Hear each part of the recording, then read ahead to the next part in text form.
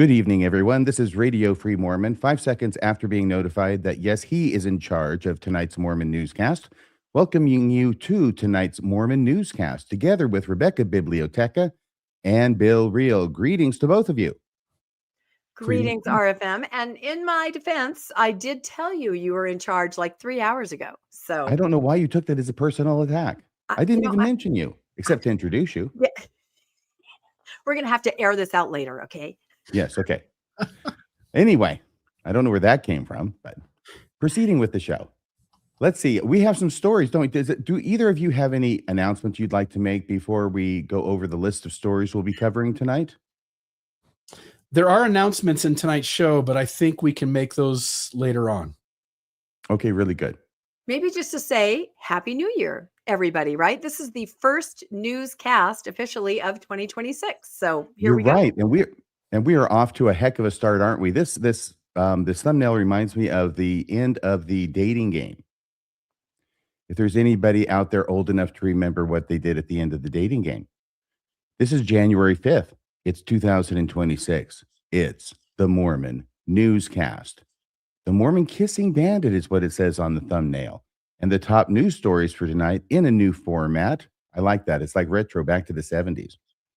Mormon CSA charge in Cody, Wyoming. Wife destroys evidence. Jesus, take the wheel. Primary president arrested, released, and released. LDS missionary passes away in New Mexico. New apostle watch. Got to be a new apostle called. Any day now, we're going to see that smoke. Evil influencer horrifies Netflix audience. Missionaries teach English, aka the gospel. And finally, are Nelson, President Nelson, former President Nelson, and Elder Holland really gone? Well, we'll be very interested in finding out if that's not true. And I'll just say, too, that wasn't the correct order. This will be the correct order. I had two slideshows up. We were using the wrong one, just FYI. So there they are. What you do to me when I'm in charge. Yeah, we tried to throw you off. So this was not intentional, but, maybe. It's like the Cain mutiny. So there you are. Okay, so that's the order of the stories. And we're going to start, though, I think, with the primary president getting arrested, released, and then released again. Yeah. And I'll jump in here at the very beginning. We wanted to talk for just a second about the thumbnail. We've gotten a lot of pushback from folks saying that the thumbnail was, and some people thought was inappropriate for various reasons. And I'll just note to the audience that in creating this thumbnail, number one is that we're trying to attract believers to be able to tune in and watch the stories about their religion, and to some degree have to confront some of the unhealthiness that happens within Mormonism. A lot of our news stories, which tends to happen in high demand fundamentalist religions, often have a negative connotation to them. And this is one of them. And the picture that existed of this person was extremely bad photo. It was super blurry. So I needed to do some work on fixing it. And I didn't want to have a picture. I did want to draw attention to the story. I wanted people to know what the story was about. And I didn't want to have a picture of her kissing a kid. That seemed completely inappropriate. And so I thought her blowing a kiss would at least represent the idea of what was going on. And that when folks tuned in, that when we covered this story, it would be covered in a serious and appropriate way. In fact, Rebecca's got the story, so you can be absolutely certain that that's going to happen. And that's the reason why the thumbnail is the way it is. And so, folks, if you are bothered by it, I do apologize. This was what I thought was the best way to capture the idea of what happened and promote it in such a way that believers would maybe take a chance and tune in to see what was going on. So with that, I'll turn the time over to Rebecca for the rest of the story. And on top of that, Rebecca has secured a blood oath from me that I'm going to keep the wisecracks to a minimum. We'll see. We'll see what happens. So, but yeah, this I would say is the story that is everywhere in the media. I just pulled off a few screenshots here. You can see this blowing up, started, I think, Friday, Saturday going on. And, the headline is, things like Layton, school aide, is found kissing underage, all different kinds of titles like that. So we don't need to go into each one. But I will address the thumbnail for a second. One of the things I was going to talk about and am going to talk about in this story is just the idea of the difference when a victim is a male, a boy, and the victim is a female, and the comments and the things and personal messages that I got about the thumbnail, really kind of drove home that issue of there being a difference. So hopefully we can kind of discuss that as we go through these slides. So if you are not familiar yet with this story, like I said, there were so many different articles. I just kind of made a summary here. Basically, a Layton junior high school employee, like an office aide, not a teacher. They wanted to make this very clear that this is not a teacher. This is someone that works in the school, was arrested for allegedly kissing a 17-year-old student on multiple occasions. Now, it says student, but the school district also wanted to make it very clear that this is not a student at the school. She works at a junior high. This is Haley Ann Lunt, and it's not a student, but it is a 17-year-old boy. And this happened on multiple occasions in a way described as, and I'm guessing this is how the counselor would have written down the notes or the police would have taken the statement, not normal, social, or familial affection. So I guess maybe RFM, that's how they distinguish between a mom grabbing her kid and kissing him and something. I'm guessing so. I've never heard different. of this law before, but it's very No. interesting. So I'm guessing the 17-year-old student is probably a high school student somewhere. Yeah, I think that's what they're trying to say. Obviously, a high school student, but not connected as far as what that was reported on with the junior high where Haley Ann Lunt worked. So the employee is 44-year-old Haley Ann Lunt, and she admitted during questioning that she did kiss the student and acknowledged that he was under the age of consent. So they asked her, did you know that he was younger than 18? And she said, yes, I did. In another news story that was a video, they said that these incidents, at least a couple of them, because there was more than one occasion, happened at Sam's Club in Layton. All of this is happening like within 10 minutes of where I live. And I thought that was very interesting because that is a very busy place. Like there is no privacy there. That is a parking lot with cars zooming in and out all the time. There are other shops there. And so, I mean, it's a madhouse is what I'm trying to say. So interesting, if reported on the station is correct, that it was at Sam's Club in Layton. I thought that was kind of interesting. It goes on to say additional witness statements supported parts of both the victim's account and Lunt's admission. So you have the victim, the 17-year-old boy's story of what happened.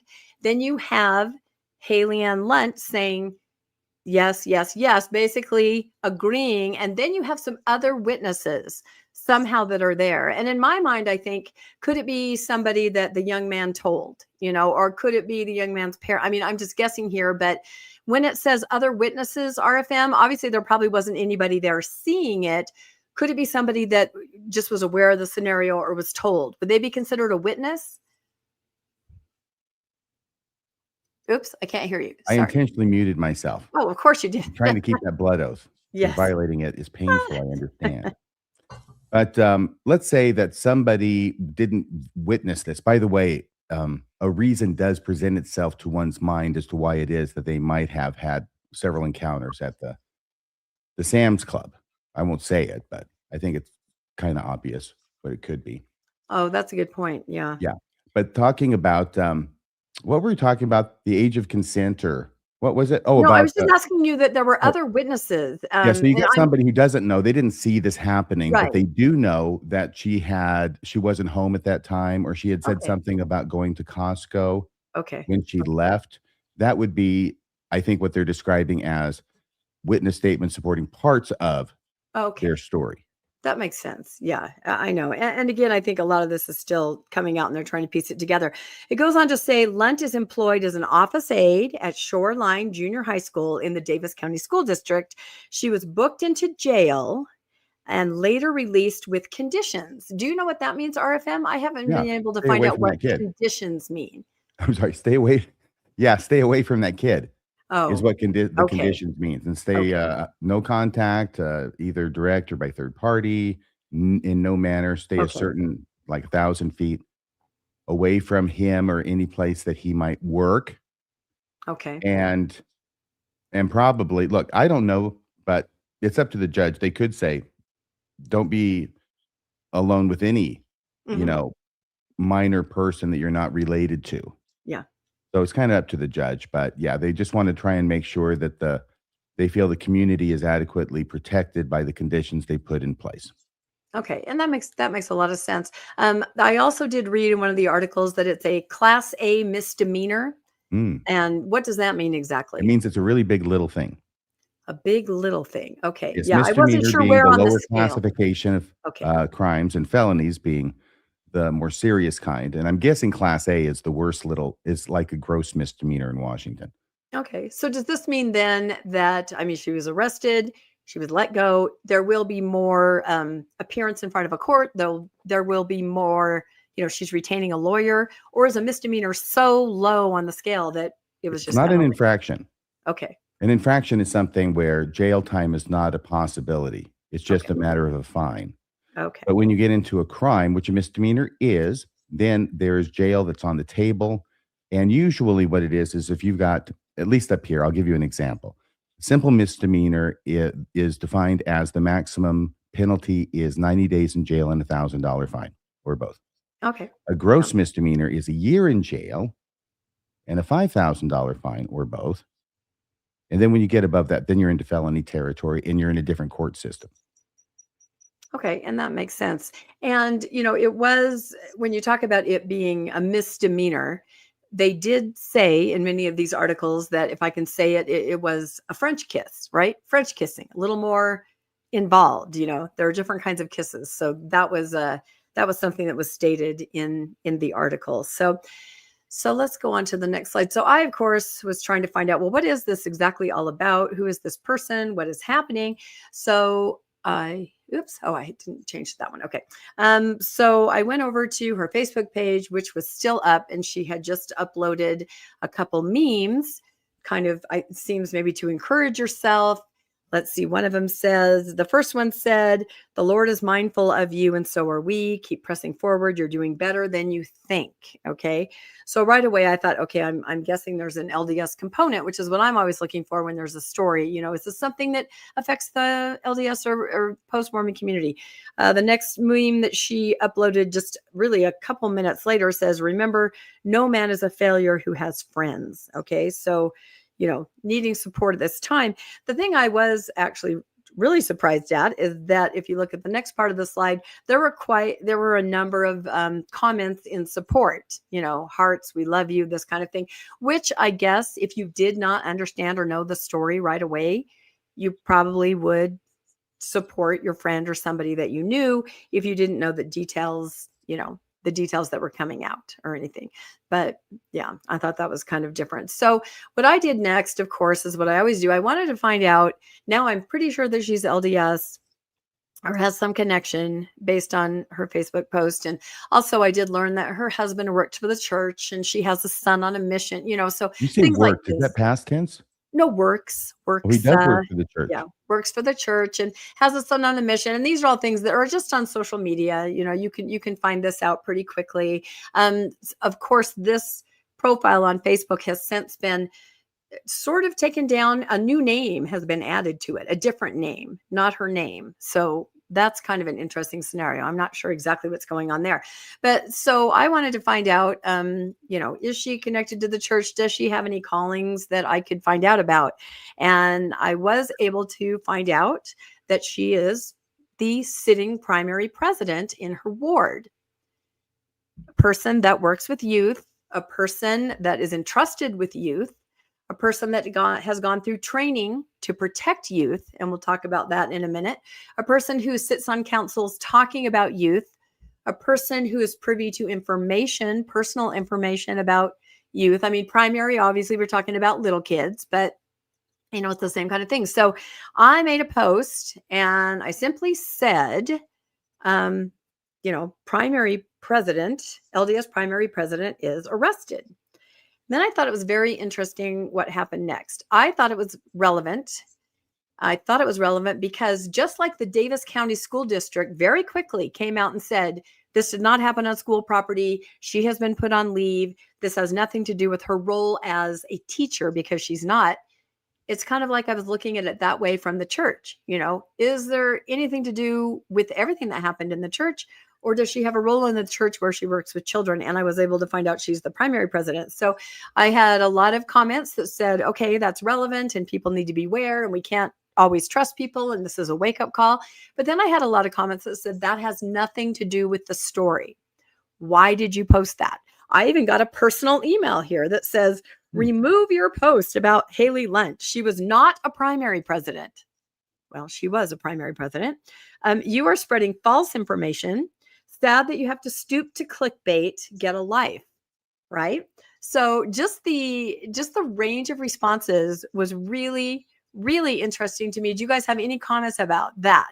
Just the idea that is it relevant that she's an LDS primary president and has been arrested for, an alleged crime? Well, she admitted to it with a minor.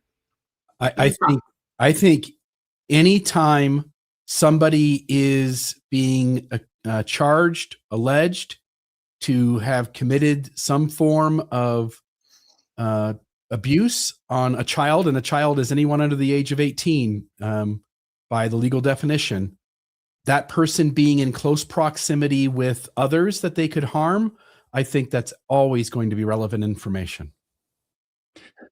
Well, I think about who does this hurt? It doesn't hurt her at all that she was a primary president. I mean, that doesn't add anything, I should think, to whatever it is she's going through. And I suspect and hope it's quite a bit that she's going through with these revelations and getting arrested for this. I don't think that calling her an LDS primary president adds an iota to that.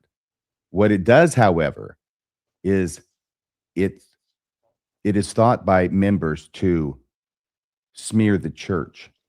And that's what they're upset about. They're mad about this being said because it shows who she was in the LDS church. And they think it gives the LDS church a black eye. And therefore, they're mad at you about it.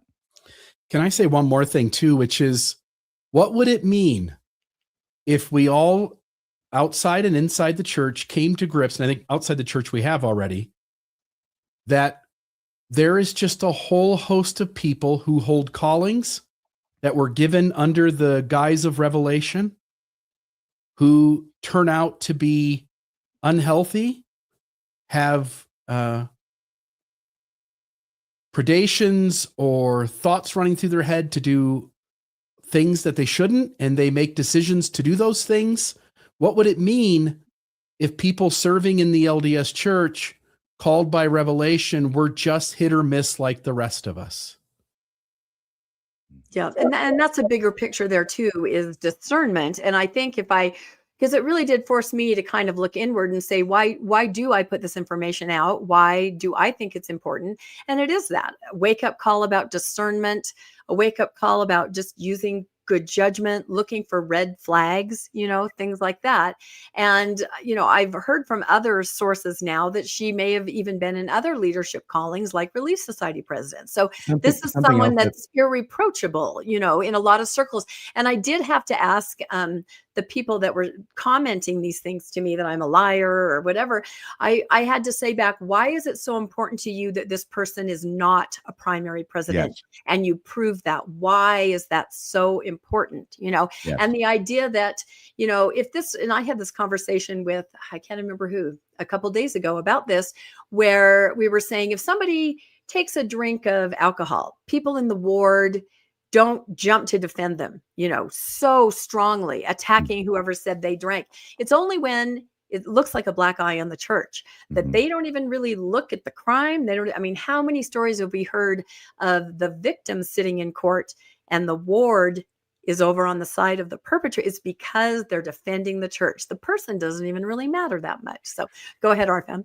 Here's the real important reason why you should do this is because the church is going to cover this up as best as they can. And if you or I or Bill or anybody out there was a parent in this ward with a kid who was under her direction, you would want to know it too. So you could have a discussion with your kid and see if everything was okay there. And the church doesn't do this So you putting it up is your part to do the right thing that the church continuously fails to do. Yeah, I think that's true. I was not trying to be sensational. I wasn't trying to be clickbaity like I was accused of. I was literally trying to, drive a discussion and put out information and, thinking about the victim also and his family. I mean, this must be devastating. Can you even imagine? This is probably ripping this ward apart. So I thought about as a primary president, and she was just called in August 31st. She's only been the primary president for a few months. She obviously would have had to go through training if she Um, hadn't before. Yes, Rebecca, it go ahead. occurs to me, for Yes. those out there who do watch, who don't know all the ins and outs of Oh, that's Mormonism, true. can you tell us what a primary president is over Yeah, what that's kids? true. It's a female leader in charge of children under the age of 11. So it's the highest rank you can get as a woman in the church in charge of the children, basically boy children and girl children. You have a female leader in charge of women in the church, known as Relief Society president. You're right, it's a bunch of jargon. But what we're trying to say is that she was in charge specifically of children and had total access and total knowledge and stewardship over all the children under 11 in her ward. And so she would have had to go through training. And I looked up what you're supposed to do when you become a primary president, and it says complete the protecting children and youth training within 1 month of being sustained. So if she hadn't had it before, she would have had it again. And of course, it's all really good practices on how you deal with kids. But one of the important parts says avoid extended one-on-one communication with children or youth. And like I said, I've heard from several sources behind the scenes that there may have been, communications leading up to these actions that were finally brought in front of, law enforcement. So it doesn't happen in a vacuum. And it is possible that there'll be more information coming out. But some of my sources are saying there were interactions, communications going back, farther than what we know of now. So, but we don't know exactly. So I knew she was the primary president. I was called on it all over the place. I did learn that just yesterday at her meeting in the morning, she was released with a vote of thanks. And her entire presidency was released. And then the rest of her presidency, meaning first counselor, second counselor, secretary, were put in as the new president and leadership. So the LDS Church did what it had to do. There's some kind of legal action against her, and they released her. So that's kind of where it stands right now. But it is very interesting, just the different reactions that I'm getting, especially that bigger picture, like we talked about, that has to do with the thumbnail, where when a victim is a boy, a young man, it has a different way that you look at it. And it shouldn't, but it does. And, I raised all sons, and I saw up close and personal how guys often get the short end of the stick as far as a lot of things, and so I don't know. It was interesting to me just to do those mental exercises on what it means. I will say that she has 4 kids of her own. One of them is on an LDS mission, and I was able to somehow get a hold of a letter that he wrote home from the mission field, obviously very distraught, but telling everybody, please be kind, and wait for the rest of the story to come out, that kind of thing. And please don't gossip. Basically, I love my mom. And I'm not coming home from my mission. It was that kind of a thing. So, like I said, ripping all families apart, this is just devastating, to the victim's family and everybody. So any other thoughts on this? This is kind of where it is now. We don't know any more at this point, but there may be more to come out because as I'm being told behind the scenes, there is more, but I can't really speak to exactly what that is. That's all you want to share from the email? I'm trying to think if there was any other part of the email. Like the threat part?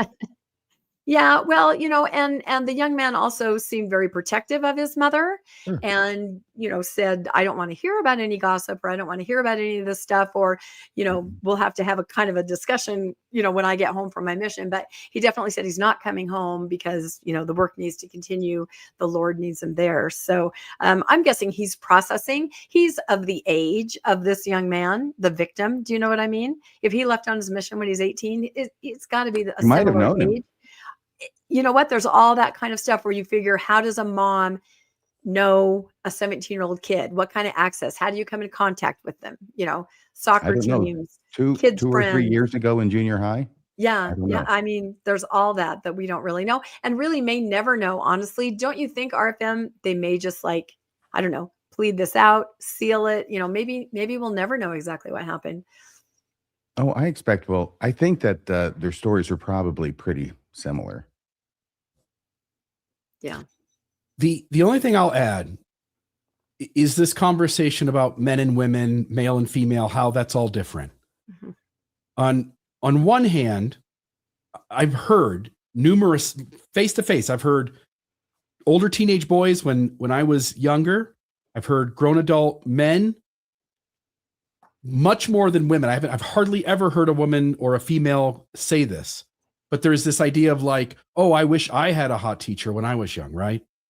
And so you hear that said, and I think that's what creates the discrepancy, is that there are so many more males who sort of speak to wishing that had been the case. I'll just say that whether you're a male or a female, your frontal cortex isn't developed until you're at least 25 years old. Mm-hmm. And that having somebody abuse privilege, abuse responsibility, abuse the space that you're in and take advantage of a situation is going to traumatize male and female alike. And it's one thing for people to say that about why that discrepancy comes to be. But as I've watched life unfold, any kid, male or female, who's actually been abused,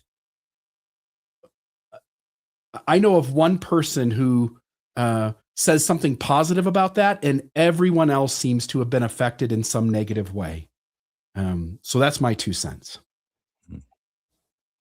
Yeah, it's a really rough story, and you try to figure out, I mean, and I had a thought that someone mentioned in the comment, could this have been some kind of compulsion? It just kind of happened, something snapped, but then these sources I'm talking to are saying that this may have been, this may have gone into the past a little, not something just suddenly right now. So I don't know, and I don't know if Like that when will the ever kid was in come out. junior high school? Yeah, I mean, I'm not sure. Yeah, I'm Okay. not sure, but yeah, we don't really know, but we'll find out, and we'll let everybody know if there's more. It's definitely an interesting story, but it taught me several different things over the weekend as far as, getting personal messages saying, how dare you reveal this person as a primary president? And I Because it's a thought, well, secret. It's a yeah, big secret. well, and I thought Everything in about Mormonism is a big secret. it is. I thought about Wade Christofferson because I instantly found out that he was in 3 bishoprics. That was the first thing I found out. And I put that out everywhere because I'm like, don't you guys see? I mean, I think that really is what it is. And as somebody in the chat said, they think back to all the people they just blindly trusted their children with, because of that calling, that Yes. mantle, that discernment. And maybe that is at the root of what I'm trying to say. You just can't do that anymore. Look at these examples. Go on Floodlit. Just spend 5 minutes on there. So anyway, that's all I have, RFM, unless you Very guys want good. to add anything else, and we'll update anybody if there's anything else. No, thank you so much for that story. I know you know more than you're saying right now, and I'm sure there will be follow-ups in future episodes. Thank you, Rebecca, for the excellent reporting. Bill, what's the next story? Yeah, we have a tragic thing that happened in a solemn announcement this weekend. The Church of Jesus Christ of Latter-day Saints confirmed the unexpected death of 21-year-old missionary Caleb Gene Martin. Elder Martin, a native of Salem, Utah, was serving in the New Mexico Farmington mission when he died in his sleep on Saturday, January 3rd, 2026, after roughly 20 months of devoted service. Church officials described the cause as a medical issue that has not yet been determined, and they said an autopsy is planned to clarify the circumstances. Elder Martin had begun his full-time mission in May of 2024 and was due to return home later this year. Members of his mission community and church leaders have expressed deep sorrow at his passing, emphasizing his commitment to his faith and his relationship he built among those he served. While details remain limited as the investigation continues, congregations in both New Mexico and Utah are offering prayers and support for his family and fellow missionaries during this difficult time. The death of a young missionary invariably reverberates across Latter-day Saint communities, including those of us who have left. I I think maybe even more so, those of us on this side of things pay close attention when these events happen. And just because some of us don't believe in the gospel of Jesus Christ as the LDS church as the true church, and its gospel is true, doesn't mean that I don't and others don't consider themselves still Mormon in a way, and that this still hits close to home. Church spokespeople have reiterated their condolences and encouraged members to lean on faith and community for comfort as more information becomes available. Again, this just looks like just a tragic thing that nobody could have planned. Nothing was caused it as far as we know, and whatever he was dealing with, it seems like it caught everybody off guard and wasn't some medical issue that was anticipated. So we'll wait to see when further results come in, but just a tragic loss in the LDS community. So back to you, RFM. Any thoughts that you guys have as well? No, I was going to say that. definitely Go to the ahead. family. Yeah. I was going to say that I have seen comments posted on this story in various places where people say the rigorous life of a missionary and horror stories, of missionaries not being allowed to go to the ER or just told to kind of suck it up, or, just things that, like, I don't know, catching a cold that turns into pneumonia that then becomes so serious, that you're eventually in ICU, stories like that. So people were commenting and hoping that it was not something that was overlooked, neglected, keep working, don't worry about it. And then, the worst happened. So we all know stories like that. And I hope this is not the case. I hope it was just something, that nobody could have foreseen. Yeah, or it could have been the companion. Okay. That's so not let's see even about a joke. I'm sorry, what? That's not even a joke. We all know people No. that were threatened by their companions. Yikes. Yes. There was an apostle once who suggested it as a possibility. That's right. That's right. So this is a news story, a couple of news stories from Wyoming, Cody specifically. So it says Cody man, that means a man from Cody, Wyoming, accused of sexually abusing a minor. Yes, the man is a Mormon. That's why we're reporting on it here on the Mormon Newscast. This story from the Powell Tribune. Powell is a town, city that is about 30 minutes from Cody, is my understanding. And here from Floodlit is the synopsis on James Parks, Parks. He was a Mormon church member in Cody, Wyoming. He's accused in 2025, of child sexual abuse. And we're going to get to some more details about this. But here it says James Parks, a.k.a. Jimmy Parks, was a Mormon church member in Cody, Wyoming. Okay. Also at the bottom, Floodlit reviewed multiple allegations posted online that Parks was a bishop in the Mormon church sometime in the 2020s. So far, we have not been able to find out whether he was ever a bishop. So that's just in a rumor status. All right. A Cody man is facing multiple felony charges that allege he sexually abused a teenager over the past year. Now, this individual is not a teacher. He doesn't work in school. I believe he has his own company, or had his own company before it was sold in November of last year. It was PC Cowboys, is I think what it was called, or PC Cowboy. James Jimmy Parks, 49, was arrested last month after the teen reported the alleged abuse to a counselor. Charging documents say prosecutors have charged Parks with 3 felonies that could carry substantial prison time, including counts of first and second degree sexual abuse of a minor. He has been held in the Park County. His last name is Parks. Yes, it's Park County. Being held in the Park County Detention Center since his October 16 arrest, with bond currently set at a combined total of $200,000 cash. This is a picture of the judge on the case.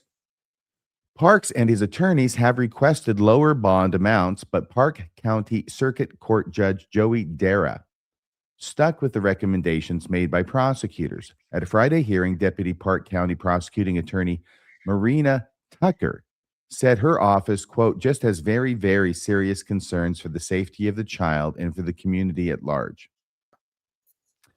Charging documents say the teen told the Park County Sheriff's Office that Parks showed him pornography and sexually touched him. The child reportedly indicated that the incidents began in 2023 2024 and continued through October of 2025. During a court hearing, Tucker summarized the allegations as being that Park sexually abused the child, quote, over numerous occasions that included masturbating him and performing oral sex on him, period, end of quote. Charging documents also allege that at Park's direction, the teen performed those same sexual acts on Parks. The teen reportedly mentioned some of the allegations in an October 16 conversation with a counselor who contacted law enforcement. That's what mandatory reporting will get you. Parks was arrested hours later after the sheriff's office conducted its own interview with the child. Parks owns an IT business in Cody and has been involved in local politics that included an unsuccessful run to become chair of the Park County Republican Party in March. At his initial court appearance on October 17, 2025, Parks noted his long-running ties to the community as he requested a bond he could post. I'm a business owner here in Park County, and I've been in Park County since 2006. I've never had an issue like this ever, and never been arrested before this, Parks told the court. He also described himself as the sole provider for his family and said his detention would impact his wife and children. While Tucker asked for bail, that's the prosecutor, while Tucker asked for bail to be set at $100,000 on what was then a single felony count, Parks suggested a figure around $10,000. Judge Dare sided with the prosecution, saying a high bond is pretty standard in a case like this. On October 27, Parks and his defense attorney, Sam Crone, that's the picture, sought to have his bond reduced to $25,000 cash or surety. They cited his lack of criminal history and his community ties. Defense attorney Sam Crone also asked for a delay of a preliminary hearing in the case, saying they had information about the alleged victim that they wanted prosecutors to review. But Tucker, and I believe this is a picture of Tucker, I'm not absolutely positive. I want to give a caveat to this because, I do actually do some research on these stories, trying to make sure I get things right. And looking for an image of the prosecutor, this is the image of a prosecutor, a female attorney in Wyoming with the name Marina Tucker, but it shows her as working for a private law firm. I went to the prosecutor's website and looked at their attorneys.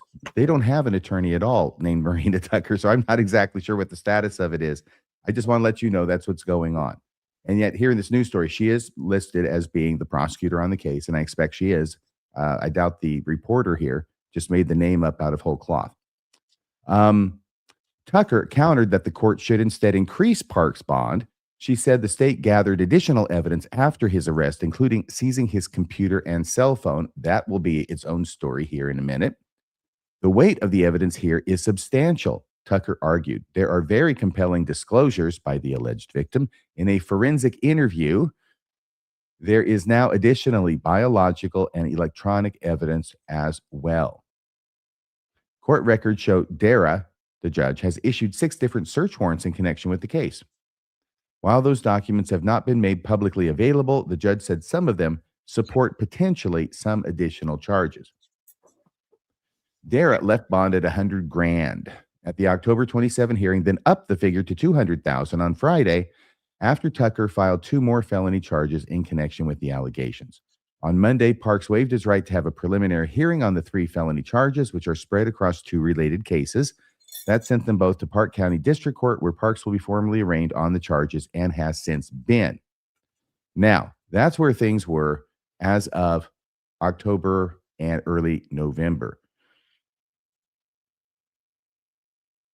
On December 2nd, 2025, this article by Claire McFarland appears in the Cowboy State Daily. Wife of Cody man accused of child sex abuse. Yeah, this guy's wife has been charged on a cover-up claim. And here's what's going on there. I couldn't believe I got this image. I thought this was perfect. A Cody woman accused of wiping her husband's phone clean after he was arrested on suspicion of child sex crimes faces up to 6.5 years in prison and fines if she gets convicted. Amanda Parks is out of jail on a surety bond, charged with 1 count of felony perjury and 3 counts of being an accessory after the fact to other crimes. Her court file says she's scheduled for a preliminary hearing Thursday. That was about a month ago in Cody Circuit Court. Her husband, James Jimmy Parks, is also set for a Thursday preliminary hearing on 2 counts of perjury, based on allegations that he lied to the court about how many vehicles and how much property he owns while applying for a publicly funded defense attorney.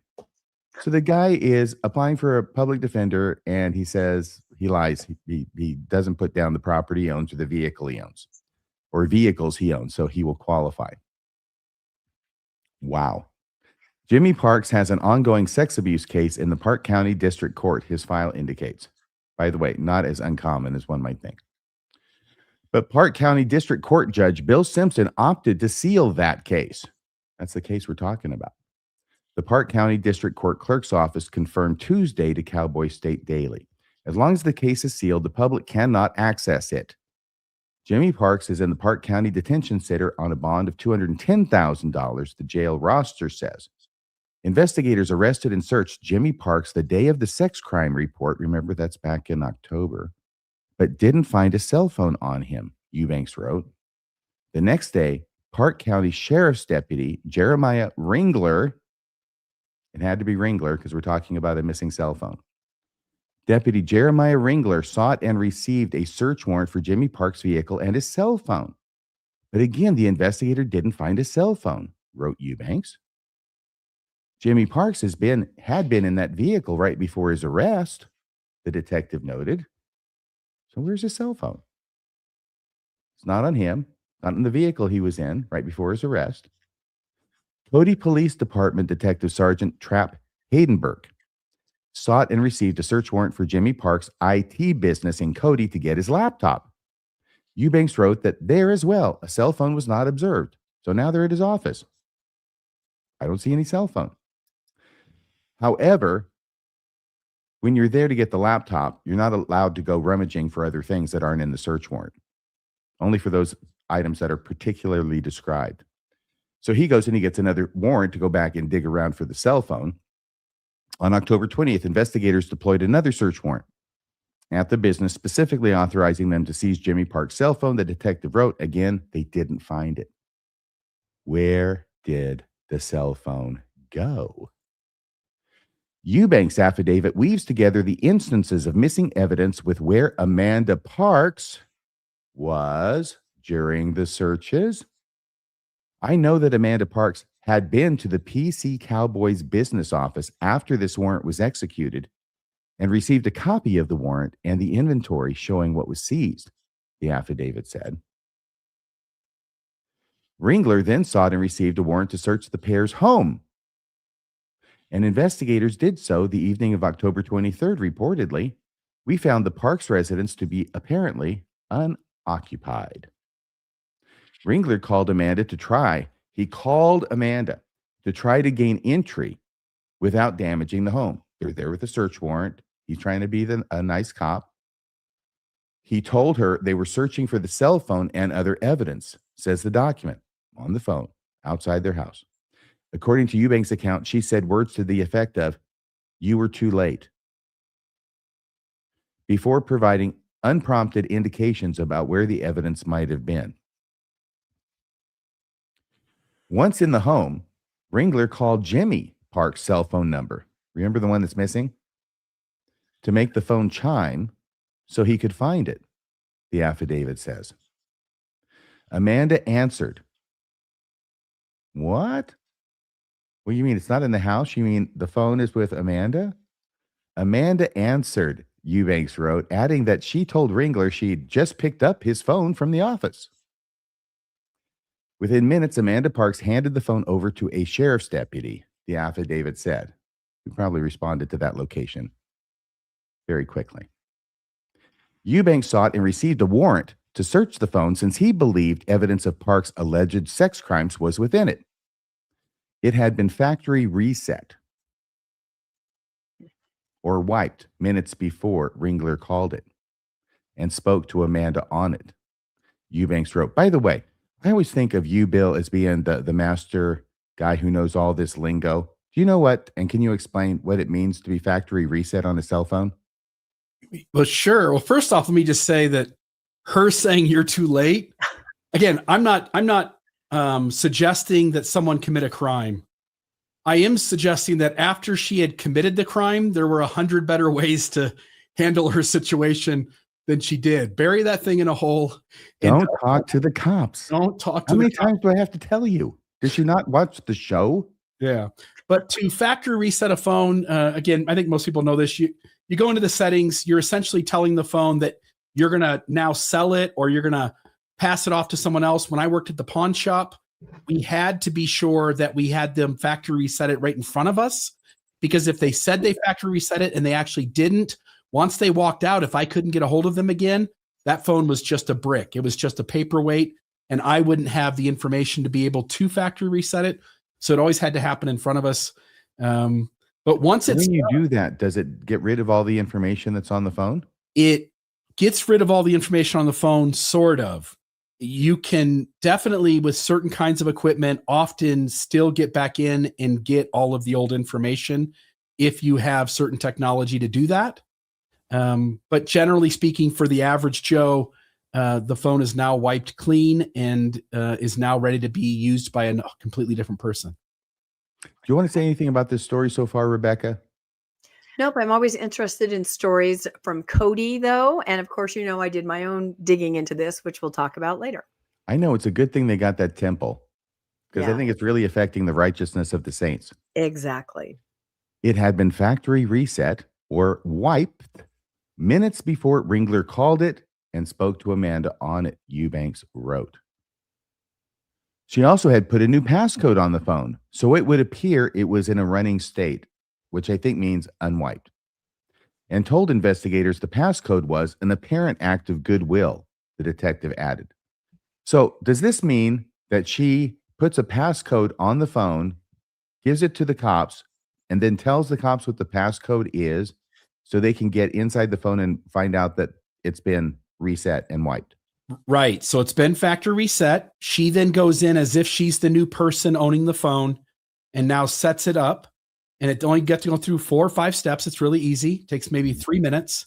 And now that phone is essentially brand new to that person. And all she had to do is put a new passcode on. So she's like, hey, I'm helping you. I'm letting you in. But as far as she was concerned, you're not going to find anything because I've already factory reset it. It's like, here's the combination to Al Capone's vault. Yeah. After you emptied it. Yes.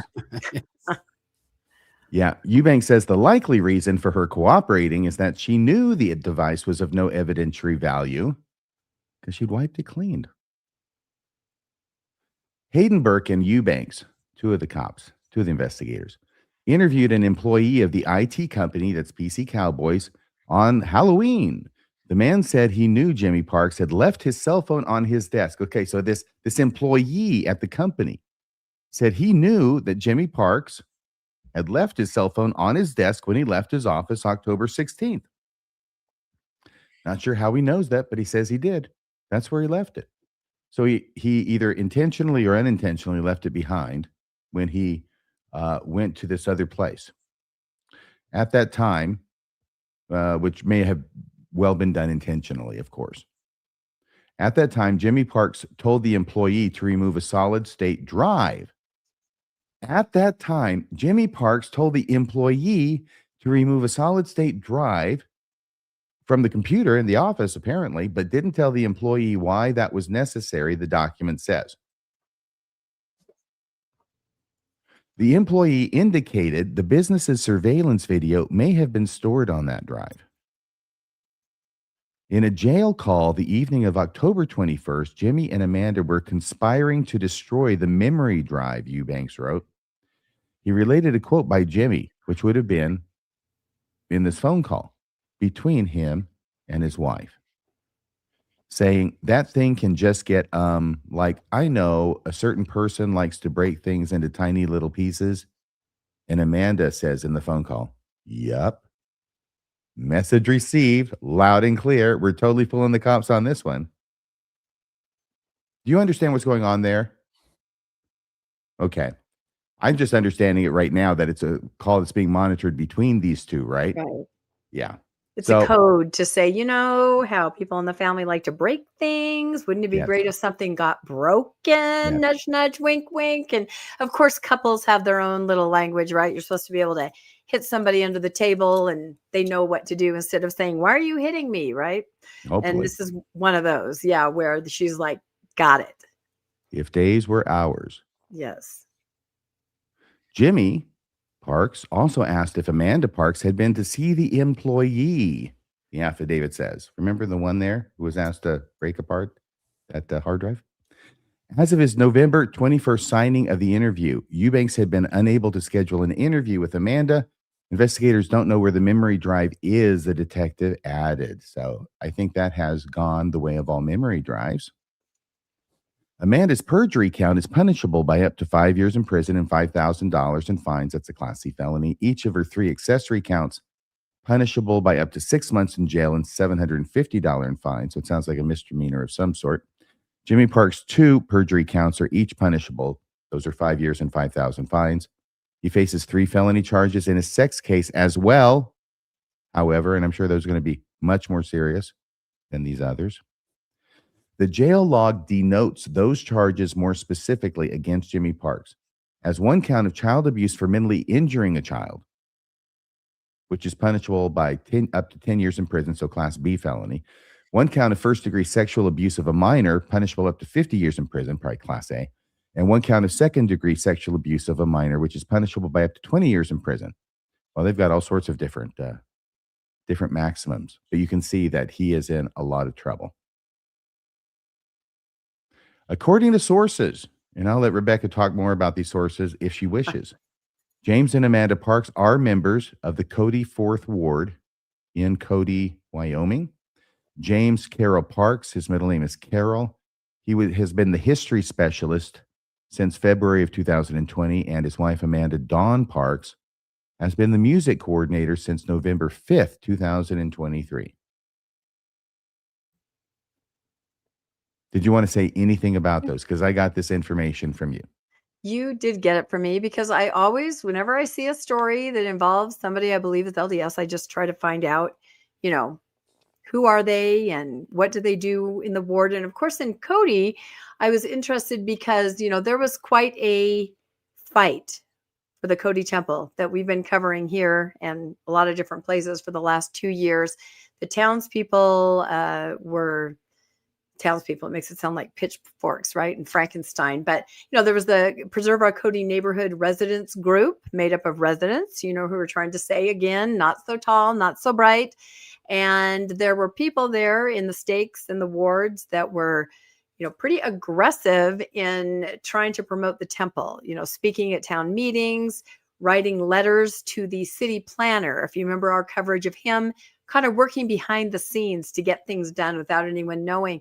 So I was able to determine that both of the parks had signed the petition. Yes, we need a temple here. It's really important, right? There was a petition that they all signed and presented. And not only that, but Amanda Parks went as far as to write sort of a lengthy email to the city planner. Again, it was kind of a request if you want to write in how you feel.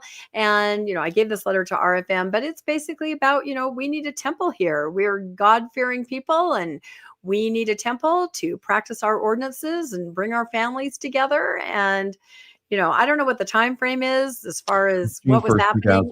It's June Yeah, 1st, 2023 is the date of the letter. Right. And so I don't know I don't know what was going on in her family at that time. You know, there's nothing that the husband is accused of right now. I do know that someone there told me they had a lot of foster kids that they eventually got sealed to them in like 21, 22, I think. So I think they have sort of a large family, you know, made up of kids of their own and foster kids. And so she talks in this letter, you know, about having kids and going to the temple. And I just thought it was an interesting juxtaposition, you know, this person who was able to very quickly grab a phone, you know, delete evidence. You know, she's somebody that also 2 years earlier felt very strongly about the family values and everything that the temple would bring to the area. So I just thought that was kind of interesting. Yes. So this is from Amanda Parks. titled Cody LDS Temple, Please Let It Be Built. We're not reading the whole thing. No. It says, I am writing in support of the LDS Temple being built in Cody in the proposed location. Second paragraph, if people choose to feel offended by out practicing our religion, that is not something we can fix no matter what we do. Small irony. Here's the second part, and here's finally the third part, signed by Amanda Parks. She makes an unfortunate comparison of the height of the temple with the height of cell phone towers. But we won't dwell on that. She probably regrets having made that comparison by now. And finally, and we're not doing this whole story, okay? This is it. I can only do so much. But because it's from Powell, it's another Mormon who's charged with child molestation in the neighborhood of Cody. It's like, what's going on in Cody, guys? Can I just say, last week I predicted in 2026 there would be more child abuse. And in week 1, the first newscast of 2026, we already have 3 cases. I'm going to keep a running count. I will keep a document. 3 cases so far, 1 week into 2026. Okay, fair enough. Fair enough. Former House candidate from Powell, Wyoming, accused of child abuse and molestation. And here's the guy, David Kellett, Kellett, who has been charged from Powell, Wyoming. Once again, my understanding is about 30 minutes away from Cody. And that's it. We'll talk more about this some other time, but I'm sure you can only take so much of this stuff. Yeah, that's what's wrong with you counting, Bill, is that there are other stories. We just can't cover everything. But I will say about Kellett, he also, as I understand, was a strong supporter of the LDS Temple, very vocal. And he did sign that petition. And people I've talked to said, oh yeah, he was adamant that temple that reflects his family values has to be there. So. And it will be. It is there. It's almost done. So, yeah. So there's that story. If you're both done making comments, if you have anything to say, go ahead. But I wanted to throw it over to you, Rebecca, for this report about evil influencer. Evil influencer. Yeah, I've been talking about how this was going to come out. It came out on the 30th of December. It's a documentary, another one about this one focusing on Jody more than Ruby, kind of from her perspective, which is why it's called the Jody Hildebrandt story. And, we've covered this for the last couple years, and we've read everything about it, but it had been a while since I had revisited it. There have been other documentaries, and I have to say I was yelling at the TV. It was one of those where you're just like infuriated. It's a new angle kind of to look at it from Jody's point of view.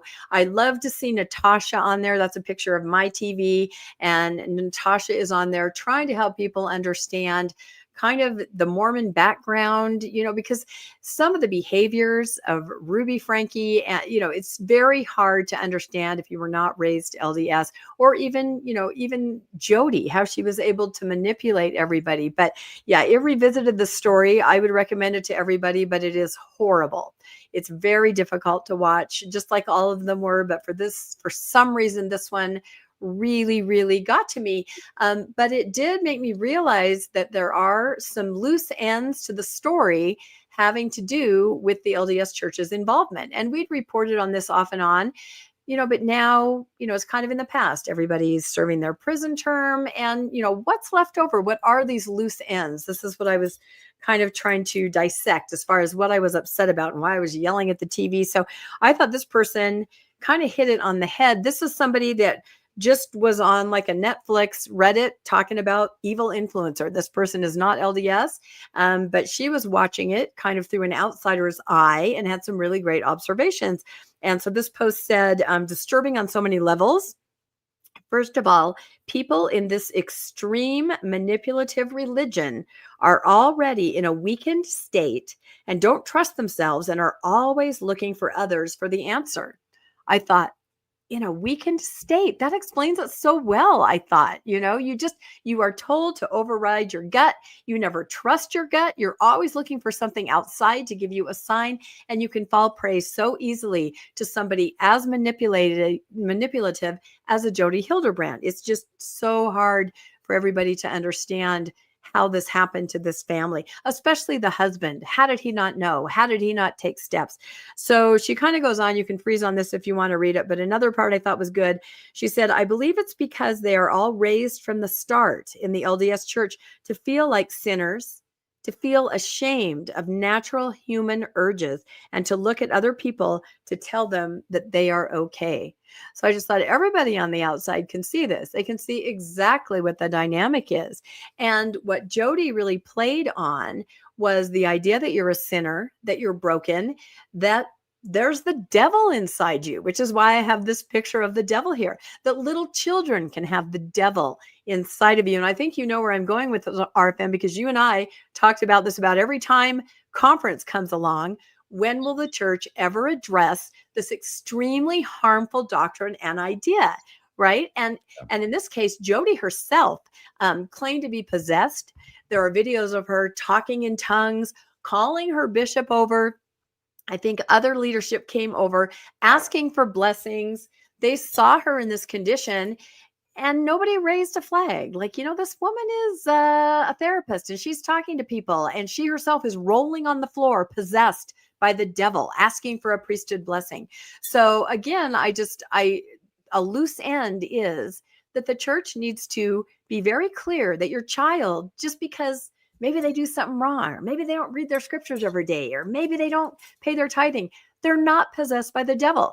Do I even need to mention Lori Vallow and Chad Daybell? I don't know, RFM, what do you think? I just thought this was a huge loose end that may need to be revisited. They really need to address this issue because it's so clear looking from, hindsight that this is a major factor in what happened in this story, because they were trying to, get the devil out of the children, right? By torture. Yeah. Well, it is certain, as certain as anything can be, which is not readily demonstrable, that there are other children in similar situations in other radicalized, if I can use that term, Mormon families, along the lines of visions of glory and whatever the hell it is that these people are doing, where they think their kids are possessed and they treat them horribly and abuse them physically. And sometimes they die and sometimes they would have, except they were brave enough to escape for the umpteenth time and make it to the neighbors in shoeless feet, only socks, in the middle of a summer in St. George. Oh, that is so hard to watch. Like I seriously, and everybody does, tear up every time you see that brave little boy going to the neighbor. It's just, it's heartbreaking. Yes, this is happening in Mormon families for specifically Mormon reasons, based upon specifically Mormon doctrines or aberrations of specifically Mormon doctrines, whatever you want to call it. This is a Mormon problem, and the Mormon leaders need to address it. And they need to say it in general conference and not in passing and not in something cryptic that you have to know what they're talking about before maybe you think that's what they're saying. No, address it in no uncertain terms and spend a whole talk doing it. And maybe not just one, but I'm asking just for one whole talk, okay? Yeah. Not just part of a talk. This is important. These are kids' lives on the line and their welfare, and you know it. So address it. Do something right for a change. Yep, that was my thought. That was one of the things I was yelling at the TV. And I was also yelling, forget the polygamy deniers. Go after the people that are promoting this kind of stuff, the visions of glory. They just have the priorities all wrong. Oh, good point. Yeah, we'll shut down Michelle Stone. That's what I'm saying. Yeah. But not these people. What have they done to these people? Do we know? Have they done anything? No, they don't address it. They don't say anything. Because it's kind of at the root of Mormonism. We believe in demons, possessions, speaking in tongues. We believe all this, right? It's there. It's part of it. Keeps us in line. But when you project that onto children, we've seen the harm. And like you said, those are the only cases we know of. You can't even imagine probably what's happening behind the scenes. So any thought on that angle, Bill? And then I have one more from the... It is in the temple endowment. It is in the temple endowment. Exactly. It's very familiar, the idea, and it can be taken to extreme. Yeah, it goes to what you both are saying. And you used a great word there, RFM, aberration. it's easy for believers to go, well, that's not us. That's not the LDS church. That's the fundamentalists. That's the Tim Ballards. That's the Jody Hildebrandts. That's the Lori and Chad Daybells. They are building upon LDS theology, and it has the echoes of it. And when you get to what Mormonism is teaching, it is teaching things that are unhealthy, that are designed to manipulate or shame people into doing what you're told to do. And so long as that exists, there will always be other folks. It's bad enough in the church. And then there will always be other folks who, as you point out, will create theologies that are aberrations of Mormonism in the LDS church. And that'll be used to continue to do harm as well. And so until Mormonism fixes the original problem, there will always be these entities that are one-offs doing the same sort of thing, but worse. Were there any other loose ends that you were talking about, Rebecca? There is one more loose end, which ties, no pun intended, right into this. But you're right. And that's how they describe Jody being able to manipulate everybody, is you prey on what's already there in your psyche from the LDS church. So if we go back to the slides, this is a huge one. And I don't know how this has slipped through the cracks. And I just want to remind everybody again, for whatever it is worth, part of what happened is Ruby kept a journal. And this is why they were able to corroborate everything the kids said. She literally documented the child torture because it was for their own good. You know, she would say the child won't do this, therefore we made them do that. You know, she was keeping these very detailed journals. But as we found out, and you will all remember how we reported on this, but I just don't think it gets enough attention because it was never really addressed. So it says on 5/28/23. Right now, keep in mind, all this came to light the very last days of August, right? But back in May, Ruby writes, meeting with Jeremy Jaggi. Okay, now that is a higher up church official. It also says came down to, you know, and I don't know if that means meet with Jeremy Jaggi, talking about Jody coming down. I'm not sure if that fits into that line or the other one, but I the think it bottom is. line. I think it's the one before. Came down to Jody's to help spring clean. Yeah, I think that's it too. So, but the bottom line is somehow, Jody Hildebrandt, can you get a meeting with the general authority, RFM? You probably could. Bill, maybe you could. I couldn't. Somehow she's getting a meeting with the general authority. So 2 weeks later, And a in the blessing journal, from a temple president the week before. and a blessing from a temple president the week before, because she thought she was possessed. She was always trying to get these blessings. Again, red flag, anyone that you're letting her anywhere around members with this going on.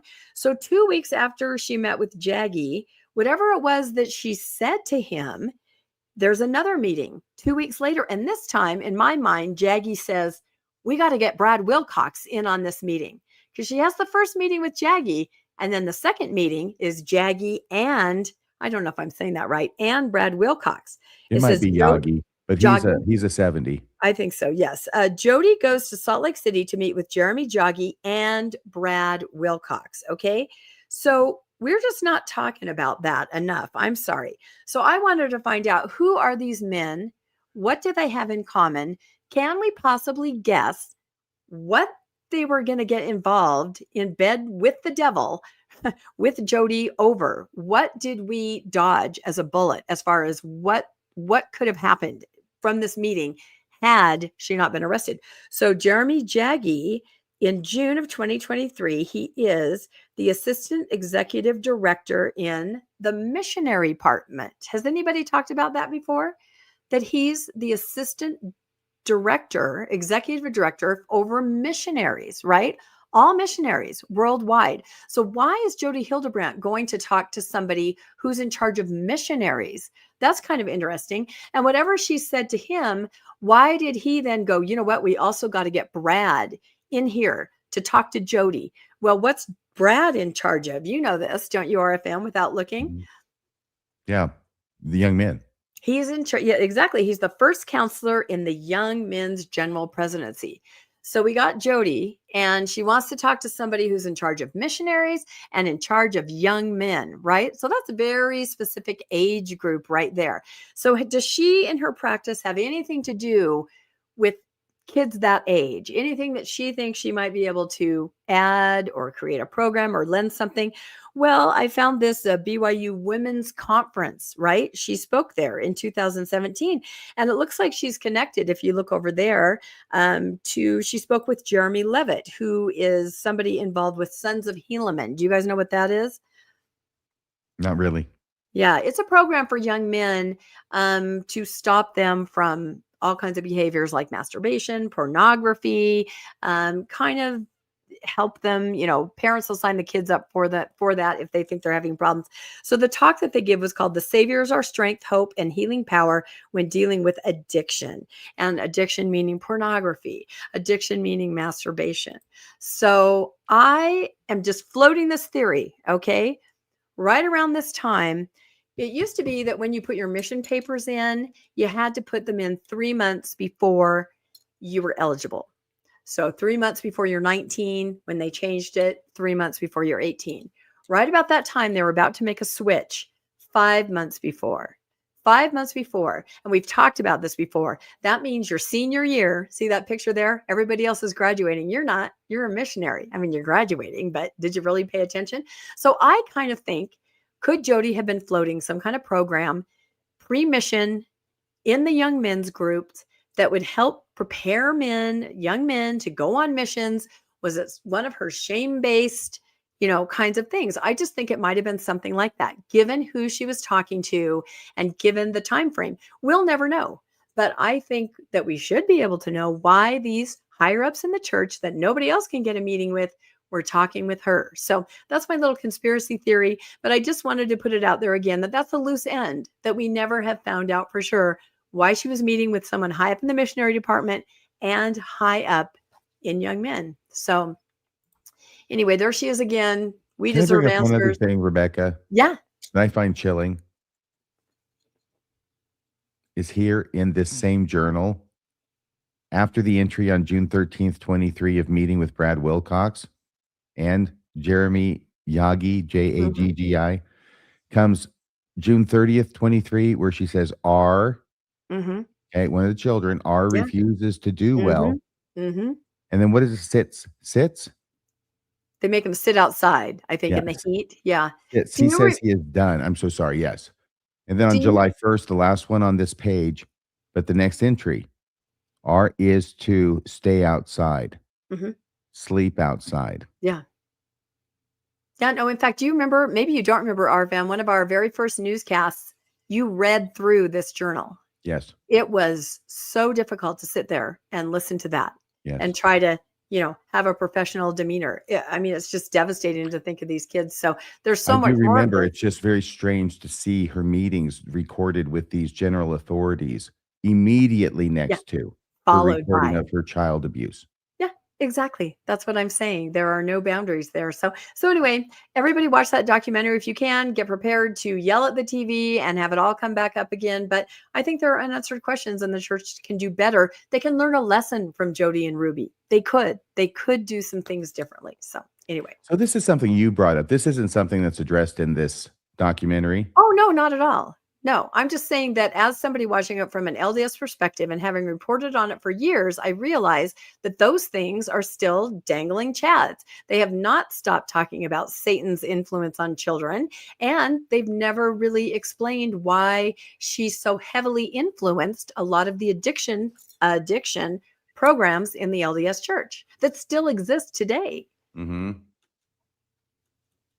Excuse me. It just occurs to me that Brad Wilcox was released. And he was not retained. He was not retained. So was Jaggi released too and moved somewhere else very soon after. It was effective August 1st, which means it was announced in April of 2025. Yep. That's when he was released, when Brad Wilcox was released. Yep. And where he is, I don't know now. Where Brad is? Yes. Oh, I know where Brad is. Where's Brad? He's leading tours. Get on my bus, kids, and we'll go to Nauvoo, and you'll see all the sites that'll strengthen your testimony. Sounds like he's not working so much for the church anymore. Okay. I don't know. Well, That's great. the last thing I saw was like an ad that he was leading a tour. What could go wrong with that? Okay, go. I wish I him just a went lot on a of luck, church history tour. Yeah, it can be grueling. especially when he does one of his great drum solos. Oh dear. Is this your story, Bill? Yeah, this is a story about, again, the church saying the quiet thing out loud. So for decades, the LDS Church has used language classes taught by missionaries as a soft entry strategy into new communities. English classes, job training, humanitarian adjacent programs have routinely functioned as relationship builders first and missionary pipelines second. Anyone familiar with missionary work understands this wasn't accidental. Language instruction lowered defenses, built trust, and created sustained contact. All great things when you want to share the gospel of Jesus Christ. All while maintaining plausible deniability, because the church never said directly that we send missionaries to teach English so that we can eventually get baptisms. Well, that was until today. All the while maintaining plausible deniability about the church's true objective. Official messaging has long emphasized service and education, while proselytizing remained implied rather than stated outright. But what makes this moment notable is that the church is no longer implying, it's explicitly acknowledging the strategy, or at least one of its missionaries did. So you see on the right-hand side, English Connect. This is the program where the missionaries teach English to folks. This is an English learning program offered by the Church of Jesus Christ of Latter-day Saints as a way to initiate meaningful conversations with individuals in the community. Right there is already a hat tip. RFM, I can't hear you. Meaningful conversations. Yeah, like the first discussion. Right. So they're already hinting strongly at what they're doing. But if that wasn't strong enough, down below the picture, this is Elder, or I'm going to get his name wrong, but Aref Segovia and his companion, Elder Ukabu. They visit a church member in the Conakry second branch on November 16th, 2025. I chopped all of that up to death, so don't quote me on that. But here's what the bottom one says. Although his lessons would be focused on teaching English, Elder Segovia's ultimate goal was to share the gospel with the people of Conakry, Guinea. Driven by that purpose, he got to work. Yeah. So in this account, he openly frames English Connect not merely as a service, but as a means to an end to share the gospel with the people of Conakry, Guinea. This is the quiet part being said out loud. The language classes are not an end in themselves, but a deliberate missionary tool, a foot in the door by design. While this may not surprise former missionaries or longtime observers, it represents a shift in institutional candor, at least on this issue. And I think this is something we're seeing the church do more and more. Little by little, it is trying to get away from, at least in part, a lot of the secrecy, and it is trying little by little to come a little more clean. And I applaud it for doing so. I just wish the whole time it would have acknowledged that teaching English was always a hop, skip, and a jump tool to getting to teaching the discussions. Can I ask you this, Bill? Yes. On the right. Yeah. Where's that from, the article? Rebecca, help me out here. Do you know where this originally showed up at? Because all I had was this little snippet. That is probably about, if you're on your phone, like 3 screenshots down, probably. What I mean is, what medium is this? Is this the church's newsroom? What is? Oh yeah. No, that's why I was so shocked by it, because we all know the English ruse, right?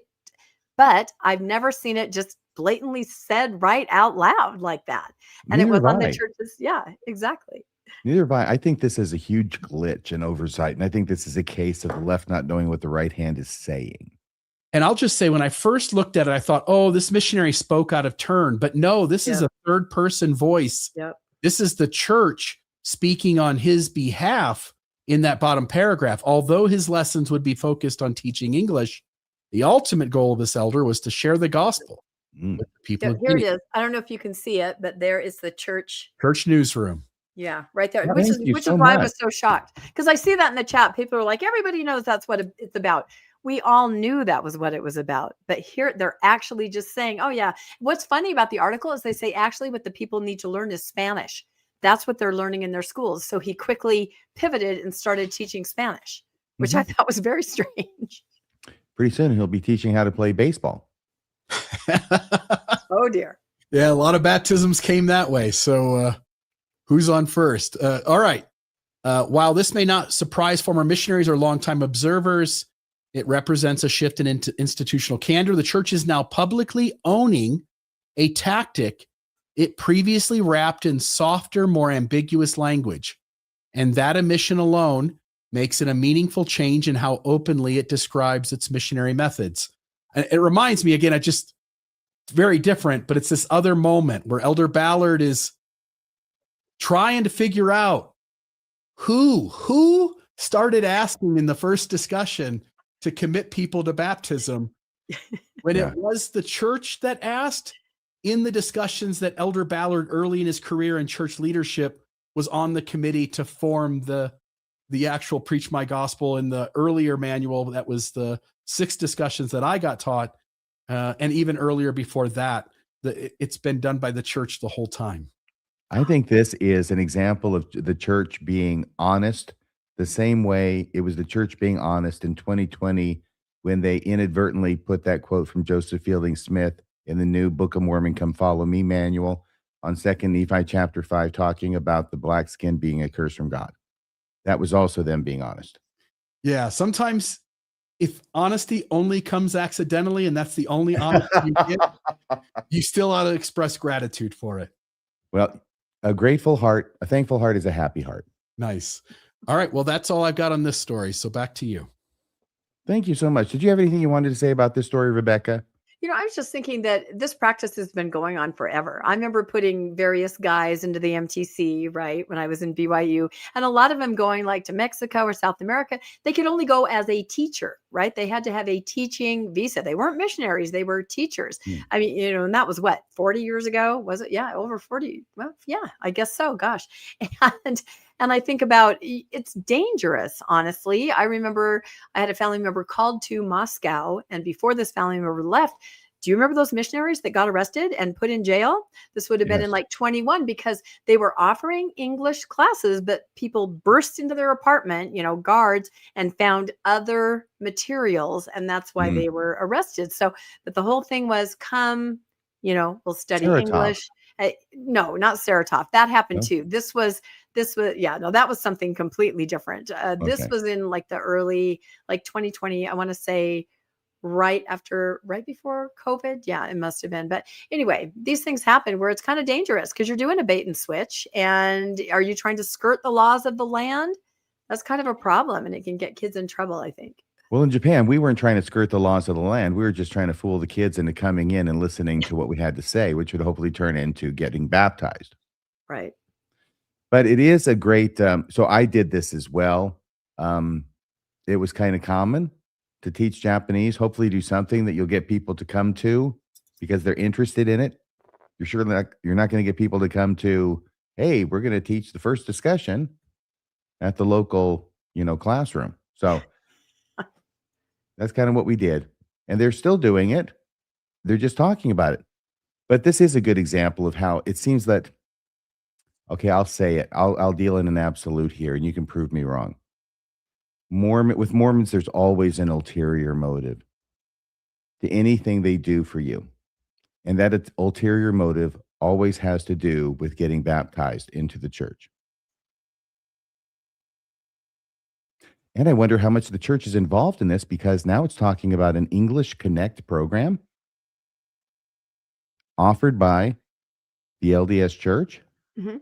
Oh, yeah. No, they create programs which actually do benefit people lots of times. Look at Mr. Beast and Just Serve, right? But then there, like you said, there's always this other side of it where the main focus, is bringing souls to Christ and joining the church. Because it's But the most English, important thing. exactly. But I'm sure English Connect it's like pathways, right? You can get education, sort of, you can do that. But the main purpose is that as you're taking and going through the Pathways program, you have to take an institute class every semester. So you're also getting a heavy dose of Yes. LDS indoctrination. So it's all part of it. And I think some people are like, all right, I'll put up with that so that I can do that. It's like me. I just went on to Branson over Christmas. Remember, I zoomed in with you guys from that. I do. Didn't realize that the whole package that I'd purchased included a little stipulation that I attend a Wyndham Resort pitch for 2 hours to try to sell me $100,000, vacation point package. Yes. So it was really fun. I had a great time. I'll bet you attending did. the pitch. Huh? I'll bet you did. Knowing you probably sold the present or something. I was so sweet. I killed them with kindness, but it's like, oh, we're not doing that. Yeah, thank you. But yes, I'll take your gift card and it was really educational. I put all my skills to use. Yeah. Anyway. I'm glad you didn't miss that. Yes, a tangent. Sorry. So here's another story. Oh, yes. Yes. I think this is why I said, let me get back to my slides here. Are This is they like President Nelson and Elder Holland? Yeah. So this is earlier days in earlier days, Jerusalem. in different days, or are they? Because this was posted on Faithful social media. I want to say that I get 99.9% of my content from the Faithful side of things. This is the Liahona of this month, January 2026. And I put a call out to see if anybody else could help me confirm this and actually had a copy of the Liahona. If anybody does, please run to it now and open it to, but I think must be the back page. Because for some reason, can you read who it says the prophet is there? No, but hang on a second here. The first presidency, Russell M. Nelson. Yes. And it says the Quorum of the 12 Apostles, Jeffrey R. Holland. They're still listed there in the Liahona. If you weren't paying attention and simply getting your information from the Liahona, oh my gosh, you might think there's no were way still they printed living. this before it was delivered. Well, and people, of course, in the Faithful chat were like, oh, they have these printed out 6 months in advance. I was like, do they though? But then it's 6 months. I mean, Russell Nelson has been gone for a bit, hasn't he? That's what I'm saying. That's what I'm saying. So, since this was just a picture from Faithful social media, I wanted to find somebody that actually had the Liahona, but a lot of people in my crowd do not. So it's too bad my parents still aren't living because they always supplied me with every church magazine all the time, whether I wanted it or not. So the January edition of the Liahona, the church magazine, says the first presidency consists of Russell M. Nelson, Dallin H. Oaks, and Henry B. Eyring, and the Quorum of the 12 Apostles is headed by Jeffrey Holland. Yeah, well, I think that's another case of the church being honest with us. It's very possible. But again, according to this photo from Faithful social media, I really, really did want to find an actual copy. And I was contacted by, some faithful people that are always on my social media sites, and they said, well, what do you need? What page? And I said, well, I'm not going to tell you, because I'm going to use this later. They're like, dang it. Now you're going to make me look through every single page to see what would annoy Rebecca. Right. So is it Steve Pinecker? Is it Steve Pinecker? Yeah. No, that you're talking to? I don't think he gets the Liahona. No, I'm talking Faithful LDS, but I didn't want to tip my hand. So if anybody does come across a copy and can tell me if this is real, but it was on Faithful social media. Anyway, I bring this up because, according to this, there is no vacancy, right? But we think we know that there is a vacancy, meaning a new apostle will be called pretty soon. Somebody pointed out in the chat earlier that I haven't seen a notification that Elder Uchtdorf is now the acting president. Have either of you? Usually they make some kind of an announcement about a change like that or a new role, but I haven't seen that either. So we'll have to see. Anyway, so this I also found on Faithful social media, and I think it's very interesting. Somebody went through and gathered up the trends in choosing new apostles from the past, like the last 10 years. Who was chosen? What was their role in the church? How old were they, right? So they're going to look at the past and then they're going to project into the future. So if you look at this faithful person put it together. Christofferson was 63. He'd been a law professor. He was president of the 70. Anderson, 57. The 70 business. Rasband, 64 business. Stevenson, 60 business. Renlund, 62 medical. I mean, are you guys sort of seeing a trend here? When you see it mapped out like this, of everybody they called in the last 10 years, Gong, 64, diplomacy, Soros, 59, Kieran 62, Kase 62. They're all kind of the same age range, aren't they? And they're all in professional careers, most of them business, one lawyer, and they've all had something to do with the presiding bishopric or the 70. So had you guys ever noticed that before, that they're all kind of the same kind of person? Well, the same kind of person, yes, but I hadn't seen before me how Yeah. close in age they were. Yeah, and it's funny because my co-host Landon made the point. He goes, God is not choosing the prophet. If you were to call a 40-year-old apostle today, he would guaranteed be the prophet for like 40 years, 20 years from now. So it is kind of interesting. So now if you kind of look at the other side, based on this trend, calling people that are in their early-ish 60s, certain professions, people that have held responsibilities in the 70s, this is the list here. So you have one person I didn't know. Have you heard of Elder Ringwood? Are you aware of him at all? No. Yeah, I didn't know either, but he is the son-in-law of President Nelson. A lot of times people who are called, you think, oh, God chose someone from way out of the, nepotism. No, it's usually connected through the wives if you actually take a look. So there could be a nepotism kind of a choice with Elder Ringwood. Or what about Matt Holland? Can you imagine? President Holland 2.0. I don't know if they dare do that. But again, he fits right in there. He's been in the 70s. He's 59 years old. He's professionally in education. You can just kind of go through this list. And wouldn't it be poetic? Wouldn't everybody love that? It'd be like bookends. Seriously, they may do it. But I feel they have to make a gesture to where pretty much the only place the church is booming, and that is Africa. And that's why that's my short list right there. Possibly. And also Gajoy's from Brazil. But they went European for the last two, right? They gave a shout out to Europe, even though the church isn't really growing there. I feel like they need to do something different. But I don't know. What do you guys think? Have you even given it any thought? None. How about you, Beth? None? What's wrong with you? Don't you stay up at night? I'll say this. First off, I won't believe they will ever call a person of color, and by that I mean black skin, until I see it. And until I see it, I'm just going to always assume that the next one is not going to be a black person, because I still have a hunch that while they've gotten rid of the curse at the general level, I still think they have some rule among the top 15. And I would just say, I dare you to prove me wrong. Call them. But think about this. I think that too. I think they may realize they have to optically. I think they would never want him to be the prophet, which is why they would choose someone of a certain age that would never make it to be the prophet. But they could be in the Q15.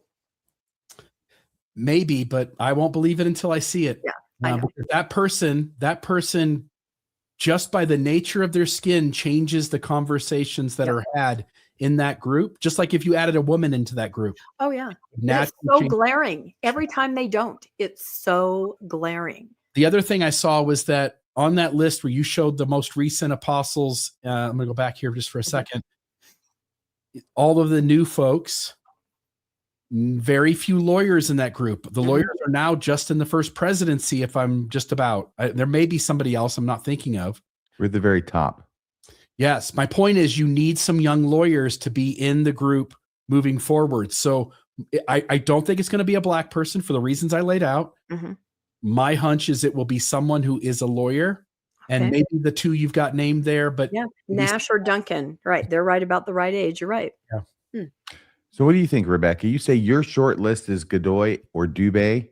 Yeah, just because I feel like they went European the last two, and I just feel like it just screams. There is an elephant in the room every time they do not call somebody where the only place the church is booming. The language predominantly spoken in the LDS church is French now. Do you realize that? Africa is where it is. And optically, it's just horrific. So I'm saying they're going to call a, middling age person that will never reach being the prophet, but has been there for 30 years. This gentleman, he works for CES. He's worked for the church for decades. He's sort of like a trusted source. And if they were going to do it, I think he would be the pick. But again, for the reasons that Bill outlined, it may never happen. But it sure looks terrible time after time. And I'll even go on a limb and predict, I really think that it's very possible that 2 other people may pass away, in a short period of time, honestly. And there may be other vacancies. How long can they go without addressing most of our members are over here? We need to You're talking have about some Elder representation. Oaks and Eyring. You expect them to Yes. drop like flies in the near future. Well, I didn't say it that way. Now, did I? I said that reports, we always think that. But if you think about it, President Nelson was very robust, even through his, 90s. Nobody really thought he would probably pass away until he hit maybe like 100. But President Oaks is very frail. President Eyring, I'm not going to bring him up again because of what happened last time. What happened? Nothing. He cried. Stop it. Oh, gosh. Anyway, I don't know. We'll see. But I was trying to think of the time frame. How quickly do they usually call the next person? Isn't it really usually within the month or so, or do they wait? I'm not actually sure. Yeah, I'm not either. I don't know. They Yeah. might do it now. They might do it tomorrow. Yeah, They but might I'd do love it to hear everybody general else's conference. thoughts. Yeah, on the short list. But I just think it was interesting that faithful people were putting this together, and they were going, not, oh, it's just going to be revelation. It's going to be someone. They're like, nope, these are the kind of people they need. Here's the list of those kinds of people. So that's your revelation right there. Yes, at the outset, we would agree. I think most of us would agree. They're not going to call someone who's on very old Mm-mm. because they want someone who can, do their share of the work, Mm-hmm. which also militates toward the idea that they'll call someone sooner rather than later. Mm-hmm. But also, they don't want someone who's horribly young. So just on the age spectrum, it makes sense that they wouldn't want to call someone too young and inexperienced, and we don't know who this guy really is. Right. And we don't want someone who's so old that they can't do their job. Right. Immediately, I mean. So Yeah. it makes sense, is what I'm saying, that there would be some criteria. We'll see. We'll report it Okay. when it happens, right?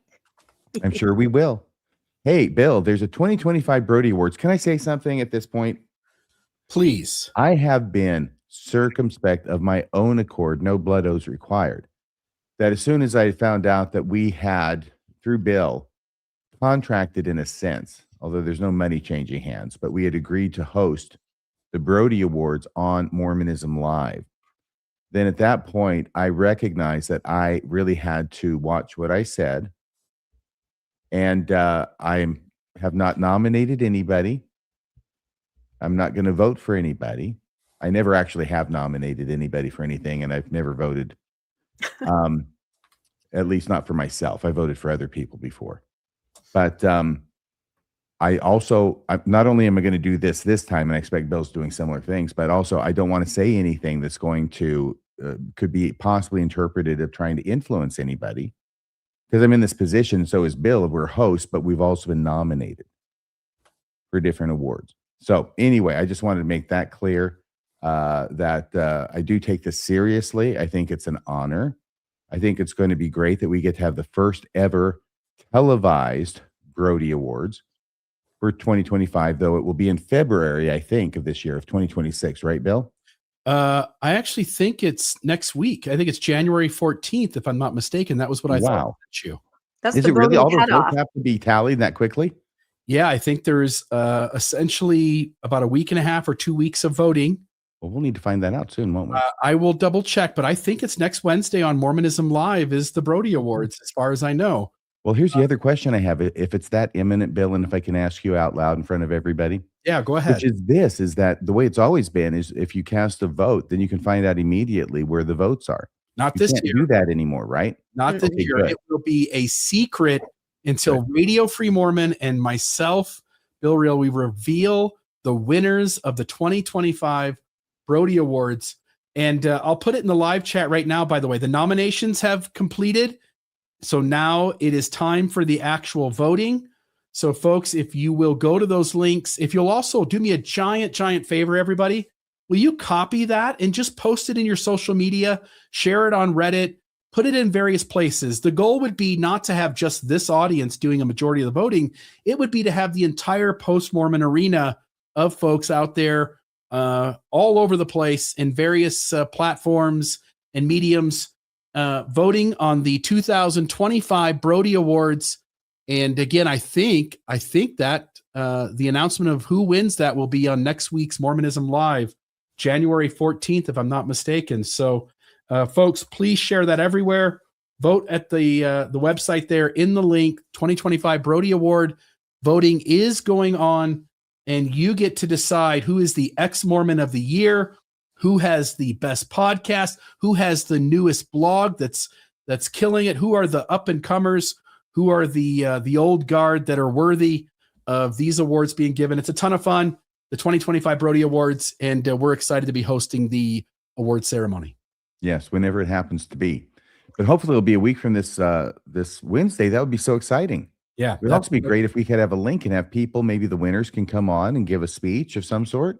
Yeah. As soon as this show ends tomorrow, I will reach out to, I don't know if she likes, I think we had her on. So Carol will, I'll reach out to her and see if she wants to coordinate with me a few days ahead of time so that we can get a hold of at least some of those people and have an opportunity once we know who's winning to have those folks on to accept their victory of their 2025 Brody Award. So that's what a cool thing. So it won't be like the Oscars where there's a split screen and everybody sits there looking hopeful. And then that's what I want. I want everybody to be up here. I want everybody to be on the board. And then as soon as we get to the winner, then everybody else, we just put them away. Just and put a the big person X, comes up and gives right? their That would X be there ideal, but I don't know if it's going to go that well. I like your idea of somehow having a physical something, an award. I think people would even like purchase their own. You know what I mean? You've talked about that before, RFM, where you've gotten mailers that say you've won Lawyer of the Year. Oh, Give yes. us $29.95, and you can. I think people would do this for the Brody. To have one sitting right back there on your. I think so, and I found some $25 awards that I'm certainly willing to let go for $50. I think it could be a big thing is what I'm saying, because the really cool thing about it is as you go in to vote, you're like, well, I haven't heard of them. Well, that sounds amazing. Well, I missed that episode. Well, what about that book? I mean, it's more than voting. It's getting familiar with things that might not have been on your radar for whatever reason and trying something new. So I think it introduces so many things, such variety to the community, which is why we should all share the link and everybody take a look and take notes and, go to links and check all this stuff out. Yeah. Very well said. Very well said, Rebecca. And now this must be you because you were mentioning these pictures about Jesus taking the wheel. I have a lot of fun with this. It's true. So this story came in like 2 seconds before the newscast from our good friend, Ron Jorgensen. He's got his finger on the pulse of what's going on, and he'll often send me stuff. And I just thought this was too good not to mention at the very end. So the headline, it's on KSL, is woman traveling 112 miles per hour claims that she was just trying to get to church, right? And I have long suspected this about Utah drivers because we talk about Utah drivers. There are national studies that Utah has terrible drivers. And I call it the I'm a child of God syndrome, right? You have somewhere that's really important for you as a child of God, the most important person to get to. And it's usually the temple. It's a church function. It's taking your kids to young men, young women. There's a lot of driving involved in being a Mormon, and you got to get there. And this woman took it to the extreme. And that's why I said Jesus had better dang well taken that wheel, because she was driving 112 miles an hour on Sunday morning. So it says a 22-year-old woman who claimed that she was trying to get home in time to go to church was arrested and accused of going 112 miles per hour. The woman was spotted by a Utah Highway Patrol trooper on I-15 in Millard County traveling at a high rate of speed before 6 a.m. on Sunday. So there's like nobody on the roads. Exactly. And that's why I think she felt she could just let Jesus take that wheel, right? And you got to get home. You've got to go to your meeting. And anyway, let's see. At 6 a.m. Sunday morning, according to police booking affidavit, the trooper said that once he caught up to the vehicle, he turned on his radar and recorded the vehicle speed at 112 miles an hour. The trooper then turned on his emergency lights and pulled the car over. This part is what I thought was shocking. She had 4 passengers with her. Not one of those people said, slow down. They all said, we've got to get to Elders Quorum. They were all on board. I get literally. Well, the thing I find shocking is that he didn't just look down at his own speedometer. Oh, dun. See, that's where that belongs. The little dun. That's right. So here's my other picture of Jesus. Like I said, he's just like flooring it. Look at him. Oh my gosh. Little known fact, but he's the only perfect human being to ever live, which means he's also the perfect stunt driver. I never thought he'd look in this last slide right here. He really looks like he's pulling off some kind of, look at his hair flowing. Yeah. Perfect I thought, hair. great. Perfect hair, perfect driving. Oh yeah. He can do donuts like nobody's business. 10 and So 2. Jesus drives 10 and 2. 10 and 2 all the time. That's right. Is that Matthew 10:2? Sorry, making myself laugh. Okay. Goes on to say, I asked her, said the policeman, what she was doing. And she told me that she and the family were, so what, her parents were in the back seat and they were okay with this? We're trying to make it back home for church. I asked her if she knew just how fast she was going. And she said, yes, 110. The affidavit alleges. The woman was then booked into the Millard County Jail for investigation of reckless driving and 4 counts of reckless endangerment. You know the legal process, RFM. Did she make it to church? I don't know. She was headed home when she was Right, but I stopped. mean, if apparently. you're arrested and thrown in jail and booked, can you get out within an hour or so to make it to Relief Society? No, just getting booked is going to take you a couple hours alone. Okay, so she missed it. It's a whole process. That's just getting into the jail. Dang it. I kind of Same picture thing maybe getting her out. Getting booked out of jail usually takes 2 or 3 hours, depending. This is what I'm thinking, but I'm kind of picturing now that I know it's her family, maybe they were all asleep. Like they said, you drive, get us home. And then everyone just fell asleep and they didn't even know. Kind of like Chevy Chase and Vacation, right? They're all like, Can I say something? Yeah. Driving 102 miles an hour is not right. It's obviously you're speeding and speeding badly. But come on, 4 counts of reckless driving. No, reckless driving and 4 counts of reckless endangerment, one for each person, seems like a little bit much. oh, that's what it is. Okay, that makes sense. But I think you're right. Early morning, there's nobody on that road. And I thought maybe she just lost track of how fast she was going, but she clearly knew how fast, and it was all for the Lord. Get to church. Yeah, besides, she was only going 110 miles an hour, not 112. That makes all the difference. And that's all I Oh, have. yes, that's right. Yeah, So back to is you. that all the pictures you have? I had asked if you had a picture of Jesus on a Harley. No, I can make you one though. I would love that. Because I'll he make doesn't need a helmet. You know why? Oh no. Why? Because it doesn't make any. First off, he's never going to wreck. He Second already, off, even if he did, he wouldn't get hurt. I'm sorry. he's already taken the wheel. Jesus, take the wheel. He already is. That's right. Yeah. And on the radar, Rebecca, what do you and Landon have prepared for us tomorrow night, Tuesday, on Mormonish? Oh, yes. Let me go to my next slide. There we go. Okay. This is actually a repeat, but it was such a good one. And it was 2 years ago. And it's even more relevant than it is now. Or than it was then. Sorry. I'm like, low blood sugar. I need to have It's dinner. more relevant today than it was then. That's exactly what I'm trying to say. You should do my pitch here. Anyway, everybody's talking about a new Book of Mormon coming out. I think we might have mentioned it first here on the newscast when they let us read the KJV Bible. And I said, now that they're getting rid of that old timey language, are they going to redo the Book of Mormon? We talked about this. I saw a little short from Steve Pinecker the other day who said, oh, he knows it's coming. So I just don't want anybody to forget this version of the Book of Mormon that somebody pitched a couple years ago here on Mormonish, and it's called the SHIT You Not Book of Mormon. And basically what you do is every time they say, and it came to pass, you say, and I SHIT You Not. Anyway, we go through some of the history of language and Bibles, and we read some passages from this particular version of the Book of Mormon. And right now I'm just wondering, is anything on the table for the Book of Mormon? We'll have to wait and see. But a lot of people are saying a new one is on its way. So this will be Tuesday night, 6 p.m. Mountain Time. Sounds fascinating. By the way, we need to keep tabs on our friend Steve Pinecker, because last month he said that this month in January, which has just begun, a faithful Mormon podcaster was going to get excommunicated. So we have to keep tabs on that and watch to see if he's giving us the real scoop. Yeah, he's becoming kind of a prophet. He likes to put things out there like, I promise this will happen, right? Yeah, he's becoming kind of a rumor monger.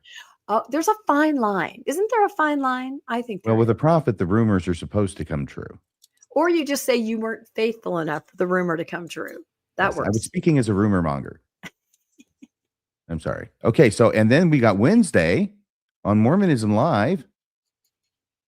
Yeah, I recently posted an interview alleged to have occurred with Joseph Smith Sr. by a person by the last name of Lapham. And the interview is way late. It's like 40 years late. But also, Dan Vogel's done a ton of research on this paper, on this interview, and makes a ton of notes, which we'll go over Wednesday. We're going to attempt to parse out what parts we can trust, which parts Lapham is maybe misremembering, and we'll use all of Dan Vogel's expertise to help us get there. I'm sure, Dan's usually in the chat. I'm sure he'll be there this week as well. So he can add his comments and help us sort of figure this out. But I'll note, again, there are reasons to be skeptical of it. And there are, I think, a lot of good reasons to give it credibility.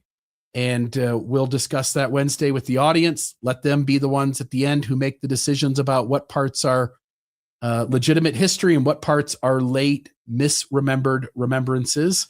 And it should be a lot of fun. But I thought there were so many cool things shared by Lapham about what he is recounting that Joseph Smith Sr. said that I don't think you're going to want to miss this.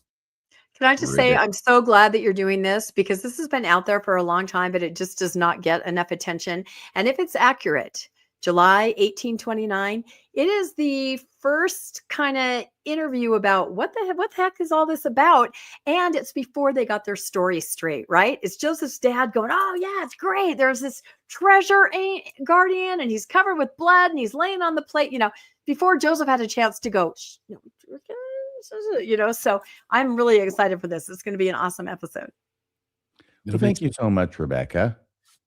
This is going to be good. And this is the Radio Free Mormon that went up Saturday on a premiere LDS Church Changing Book of Mormon to Fool Africans. This is also under the heading of Following the Evidence Where It Leads, which I hope is what everybody watches RFM and associated shows with Mormon Discussions Podcasts, Inc. for, is to find out what the facts are, where those lead to the best of our ability to put 2 and 2 together and approximate 4.